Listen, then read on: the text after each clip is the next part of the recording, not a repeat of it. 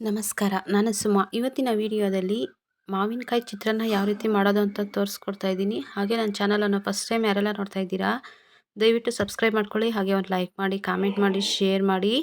ತುಂಬಾ ಚೆನ್ನಾಗಿರುತ್ತೆ, ಟೇಸ್ಟಿಯಾಗೂ ಸಹ ಇರುತ್ತೆ, ಸಿಂಪಲಾಗಿ ಸಹ ಮಾಡ್ಕೋಬೋದು.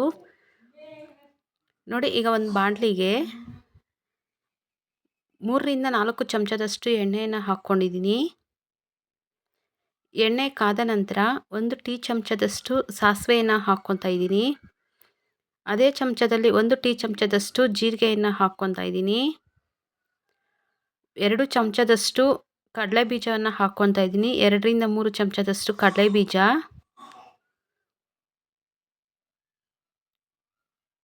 ಕಡಲೆಬೇಳೆ 1 ಚಮಚ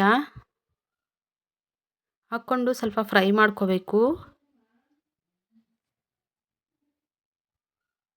ಕಡಲೆ ಬೀಜ ಎಲ್ಲ ಫ್ರೈ ಆಗಬೇಕು. ನೋಡಿ, ಫ್ರೈ ಆಗಿದೆ. ಈಗ 4ರಿಂದ 5 ಬೆಳ್ಳುಳ್ಳಿಯನ್ನು ಜಜ್ಜಿಬಿಟ್ಟು ಹಾಕ್ಕೊತಾ ಇದ್ದೀನಿ.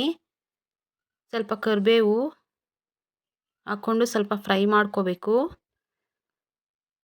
2ರಿಂದ 3 ಈರುಳ್ಳಿಯನ್ನು ಸಣ್ಣದಾಗಿ ಕಟ್ ಮಾಡ್ಕೊಂಡಿದ್ದೀನಿ.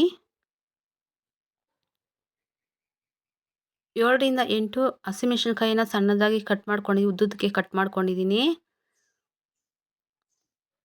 ಈಗ ಅದರಲ್ಲಿ ಹಾಕ್ಕೊಂಡು ಚೆನ್ನಾಗಿ ಮಿಕ್ಸ್ ಮಾಡ್ಕೋಬೇಕು. ಮಿಕ್ಸ್ ಮಾಡಿಕೊಂಡು ಈರುಳ್ಳಿ ಎಲ್ಲ ಚೆನ್ನಾಗಿ ಫ್ರೈ ಆಗೋವರೆಗೂ ಫ್ರೈ ಮಾಡ್ಕೋಬೇಕು. ಬೇಗ ಫ್ರೈ ಆಗುತ್ತೆ ಅಂತ ರುಚಿಗೆ ತಕ್ಕಷ್ಟು ಉಪ್ಪು ಹಾಕ್ಕೊತಾ ಇದ್ದೀನಿ. ಅರ್ಧ ಟೀ ಚಮಚದಷ್ಟು ಅರಿಶಿಣದ ಪುಡಿ ಹಾಕ್ಕೊಂಡು ಸ್ವಲ್ಪ ಫ್ರೈ ಆಗಬೇಕು. ಈರುಳ್ಳಿ ಎಲ್ಲ ಚೆನ್ನಾಗಿ ರೋಸ್ಟ್ ಆಗಬೇಕು. ನೋಡಿ, ಈರುಳ್ಳಿಗೆ ಉಪ್ಪು ಹಾಕೋದ್ರಿಂದ ಬೇಗ ಫ್ರೈ ಆಗುತ್ತೆ, ನೀರೆಲ್ಲ ಬಿಟ್ಕೊಂಡ್ಬಿಡುತ್ತೆ. ಅದರಿಂದ 2 ಮಾವಿನಕಾಯಿನ ತೊಗೊಂಡಿದ್ದೀನಿ. ಮೇಲೆ ಎಲ್ಲ ಸಿಪ್ಪೆ ಎಲ್ಲ ತೆಗ್ದಾಕ್ಬಿಟ್ಟು ತುರ್ಬ್ಕೊಂಡಿದ್ದೀನಿ. ಈರುಳ್ಳಿ ಎಲ್ಲ ಫ್ರೈ ಆದಮೇಲೆ ಹಾಕ್ಕೊಂಡು ಸುಮ್ಮನೆ ಹಾಗೆ ಒಂದು 2 ನಿಮಿಷ ಫ್ರೈ ಮಾಡಿಕೊಂಡ್ರೆ ಸಾಕು. ನೋಡಿ, 2 ನಿಮಿಷ ಫ್ರೈ ಆಗಿದೆ, ರೆಡಿ ಆಗಿದೆ ಮಾವಿನಕಾಯಿ ಚಿತ್ರಾನ್ನ ಗೊಜ್ಜು. ಈಗ ಅದನ್ನು ಸೈಡಿಗೆ ತಗೊತಾ ಇದ್ದೀನಿ. ಎಲ್ಲದರಲ್ಲೂ ಹಾಕಿಬಿಟ್ಟು ಮಿಕ್ಸ್ ಮಾಡ್ಕೊತಾ ಇಲ್ಲ. ಬೇಕು ಅಂದರೆ 1 ವಾರ ಸ್ಟೋರೇಜ್ ಮಾಡ್ಕೋಬೋದು ಫ್ರಿಜ್ಜಲ್ಲಿ. ಈಗ ನೋಡಿ, ಅದಕ್ಕೆ ಸ್ವಲ್ಪ ಅನ್ನ ಹಾಕ್ಕೊಂಡು ಚಿಕ್ಕದಾಗಿ ಸ್ವಲ್ಪ ಗೊಜ್ಜನ್ನು ಇರಿಸ್ಕೊಂಡು ಅನ್ನ ಒಂದು 2 ಚಮಚದಷ್ಟು ಹಾಕ್ಕೊಂಡು ಎಲ್ಲ ಮಿಕ್ಸ್ ಮಾಡ್ಕೊತಾ ಇದ್ದೀನಿ. ನೋಡಿ, ಎಲ್ಲ ಚೆನ್ನಾಗಿ ಮಿಕ್ಸ್ ಮಾಡ್ಕೊತಾ ಇದ್ದೀನಿ. ರೆಡಿ ಆಗಿದೆ ಮಾವಿನಕಾಯಿ ಚಿತ್ರಾನ್ನ. ಹೀಗೆ ಟ್ರೈ ಮಾಡಿ, ತುಂಬ ಚೆನ್ನಾಗಿರುತ್ತೆ, ಟೇಸ್ಟಿಯಾಗೂ ಸಹ ಇರುತ್ತೆ. ಹಾಗೆ ನನ್ನ ಚಾನಲನ್ನು ಫಸ್ಟ್ ಟೈಮ್ ಯಾರೆಲ್ಲ ನೋಡ್ತಾ ಇದ್ದೀರಾ, ದಯವಿಟ್ಟು ಸಬ್ಸ್ಕ್ರೈಬ್ ಮಾಡ್ಕೊಳ್ಳಿ. ಹಾಗೆ ಒಂದು ಲೈಕ್ ಮಾಡಿ, ಕಾಮೆಂಟ್ ಮಾಡಿ, ಶೇರ್ ಮಾಡಿ.